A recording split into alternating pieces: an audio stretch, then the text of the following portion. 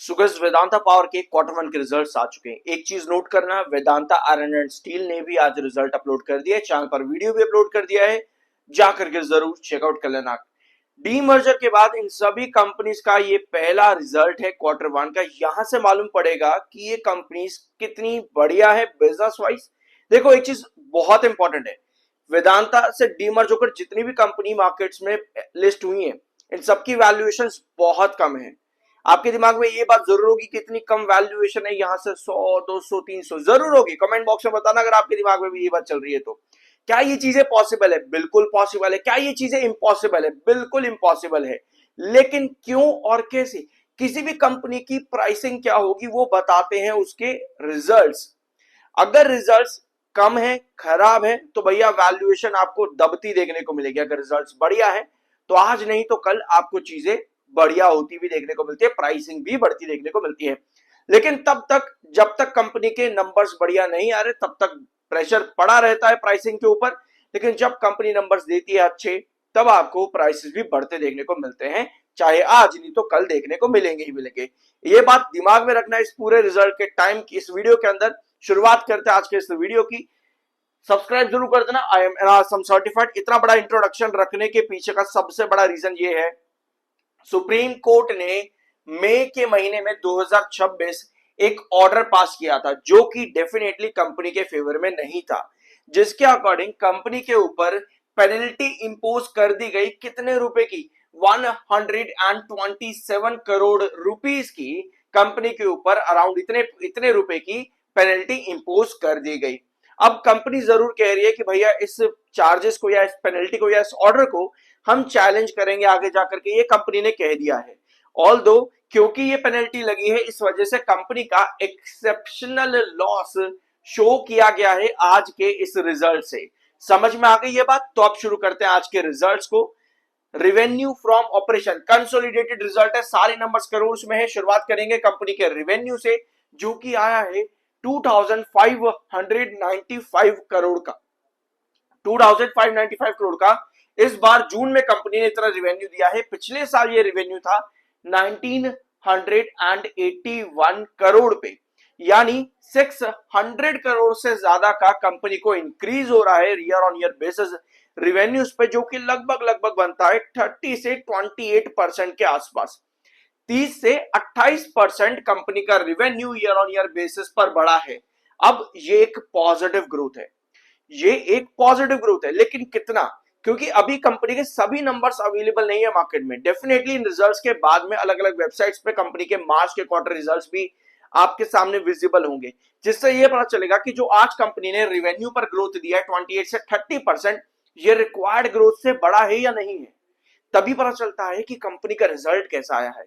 समझ गए इस पॉइंट को? तो अभी कंपनी ने एक अच्छा ग्रोथ दिया 28 से 30% के आसपास का। ये मैं आपको रफली बता रहा हूं, आप कैलकुलेट कर लेना कैलकुलेटर लेकर के।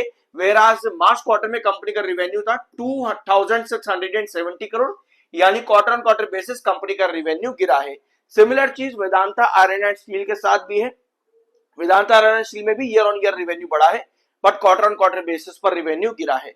अब आते हैं इसके टोटल रिवेन्यू फ्रॉम ऑपरेशन से। ज्यादा बड़ा डिफरेंस नहीं है, क्योंकि अदर इनकम से कंपनी ने 12 करोड़ का रिवेन्यू लिया है और 14 करोड़ का मार्च में लिया था, पिछले साल 5 करोड़ का। तो इस बार कंपनी की अदर इनकम से ईयर ऑन ईयर बेसिस पर बढ़ी है अदर इनकम। तो ये कंपनी का टोटल इनकम हो जाता है। यहाँ पर ये रहा कंपनी का टोटल इनकम। ठीक है, कंपनी के खर्चे एक्सपेंसेस कितने आए हैं? 2737 करोड़ के एक्सपेंसेस है कंपनी के। दैट मींस ये रहा कंपनी का एक्सपेंस, ये रहा कंपनी का रिवेन्यू। इसका मतलब ये है कि कंपनी का खर्चा रिवेन्यू से ज्यादा आया है। ठीक है, पिछले साल कंपनी के खर्चे 1889 करोड़ रुपए थे, मार्च में 2503 करोड़ के थे। यानी इस बार कंपनी खर्चे ज्यादा करके गई है पिछले एक क्वार्टर और पिछले साल के कंपैरिजन पर, जिसकी वजह से कंपनी के प्रॉफिट्स पर नुकसान जरूर पड़ेगा। और ये रहा एक्सेप्शनल आइटम, सुप्रीम कोर्ट के ऑर्डर वाला अमाउंट यहां पर लिखा हुआ आपको दिखेगा, जिसके 121 करोड़ का लॉस यहां पर दिखाया जा रहा है आपके टोटल एक्सपेंसेस के अंदर। और इसके पहले 195 करोड़ यहां पर पॉजिटिव था और पिछले साल 102 पॉजिटिव के अंदर था।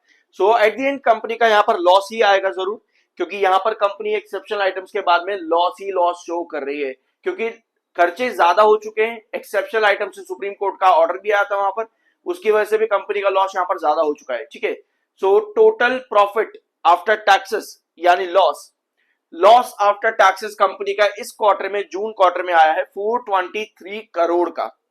423 करोड़। हो सकता है कि इस बार कंपनी इतने बड़े लॉस में ना आती एक्सेप्शनल आइटम की वजह से, बट स्टिल कंपनी लॉस में ही आती। कंपनी का ओपीएम दैट मींस कि माइनस में है, जो कि कंपनी को पहले ही स्टेप पे रिजल्ट वीक कर देता है। समझ रहे हो इस चीज को? ओपीएम माइनस में होना मतलब कि कंपनी का पहले से ही प्रॉफिट नहीं आ रहा है, दैट क्योंकि कंपनी के खर्चे बढ़ गए हैं, रिवेन्यू कम है, खर्चे ज्यादा है ना, तो कंपनी पहले ही लॉस के अंदर है। एक्सेप्शनल आइटम से भले ही लॉस ऐड हुआ है, बट उसके पहले ही कंपनी लॉसेस में थी, तो लॉस कंपनी का एट द एंड और बढ़ जाता है। 423 करोड़ का लॉस इस बार कंपनी को हुआ है। पिछले साल जून में कंपनी 88 करोड़ के प्रॉफिट पर थी और मार्च में 139 करोड़ के प्रॉफिट पर थी। Of course year on year and quarter on quarter basis पर एट द एंड ये रिजल्ट काफी खराब हो जाता है।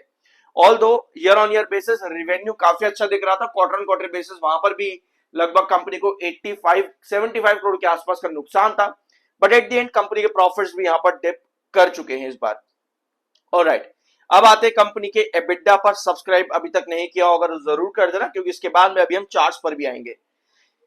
यह है कंपनी का एबिटा अराउंड 291 करोड़ पे जून 2026 के अंदर। पिछले साल ये था 417 करोड़ और मार्च में था 594, यानी कि both year on year and quarter on quarter basis company का एबिटा काफी ज्यादा ड्रॉप कर चुका है। डेट टू इक्विटी रेशियो, मैंने आप लोगों के साथ वेदांता पावर का एक वीडियो लिया था कंपनी के डेट को लेकर के। Debt to equity ratio company का कैसा है, कंपनी अपने डेट को किस तरह से रीफाइनेंस करती है रेगुलरली, ये सब चीजें मैंने आप लोगों के साथ एक वीडियो में डिस्कस करी थी। हर कंपनी के बारे में नेगेटिव्स और पॉजिटिव्स सब मालूम होना बहुत जरूरी है। काफी लोग क्या करते हैं वीडियो में आकर के, अभी काफी लोगों का कमेंट आएगा भाई अच्छी अच्छी बातें कर, बहुत लोगों के कमेंट आते हैं कि भाई अच्छी बातें बता, अच्छी बातें। देखो अच्छी बातें तो मैं आपको बताऊं, लेकिन अगर खराबी भी है कोई तो वो भी पता होनी चाहिए, सब चीजें कंपनी के बारे, क्योंकि भाई ये आपका पैसा है। आपको अगर सिर्फ अच्छी चीजें सुनोगे और बुरी चीजें खो दोगे, फिर आप बाद में कहोगे भैया ऑपरेटर गेम में फंसा दिया मुझे। ठीक है, तो हर चीज मालूम होनी चाहिए। सो इस बार कंपनी का डेट टू इक्विटी रेशियो बढ़ चुका है, 0.68 पर आया है। पिछले साल 0.62 था और मार्च में 0.63 था, तो debt to equity ratio company का बढ़ा है। इसका पूरा फॉर्मूला और ग्राफ्स मैंने आपके साथ वीडियो में अपलोड किए हुए हैं, मेरे चैनल पर अवेलेबल है, प्लीज जाकर के देख लेना। बाकी की डिटेल्स, कंपनी का करंट रेशियो और बैड डेट के बारे में भी आपको सारी चीजें इस ग्राफ पर मिल जाएंगी, चाहो तो इसका स्क्रीनशॉट ले लेना। Alright, net working capital is negative, ये कंपनी का नेगेटिव में आया है नेट वर्किंग कैपिटल, जो कि अच्छा साइन किसी भी कंपनी के लिए नहीं होता है। तो ये थे रिजल्ट वेदांता पावर के। अब आते हैं इसके चार्ट्स के ऊपर। चार्ट कल और परसों अच्छा मोमेंटम था, इनफैक्ट कल और परसों नहीं कहिए, क्योंकि कल वापस इसमें गिरावट दिखी थी। हम लोगों ने कल भी वीडियो लिया था वेदांता पावर का। 200 से आपका 7 EM है, ये जो ब्लू लाइन आप देख रहे हो ये 7 EM है। जब भी 7 EM है, बिल्कुल वेदांता आयरन एंड स्टील की तरह ही है, 7 EM पर जा रहा है, दोनों में रिजेक्शन है, वेदांता आयरन पे भी वेदांता पावर में भी, यहां भी वही सिचुएशन है। आज भी 7 EM पे जा रहा था, वापस सेलिंग मिल गई। अब इन रिजल्ट्स को देखकर के क्या चीज पता लगती है? पहले तो भैया अगर आपको कोई अपसाइड मोमेंटम चाहिए, अल्टीमेट गोल आपको ये पता होना चाहिए कि आपको 21 EMA को तोड़ना ही तोड़ना है। उसको बिना तोड़े आपको तो भैया ब्रेकआउट यहाँ पर मिलना मुश्किल ही नजर आता है अभी फिलहाल के लिए। अब इन रिजल्ट्स को देखते हो, अगर यहाँ पर कोई भी मोमेंटम ब्रेक मतलब गिरावट में अगर बनता है तो 34 अगर टूटा तो डेफिनेटली आप एक और नए लोअर लो पैटर्न पर जा रहे हो। तो रिजल्ट्स ने बिल्कुल भी इंप्रूव या फिर इंप्रेस नहीं किया है इन्वेस्टर्स को।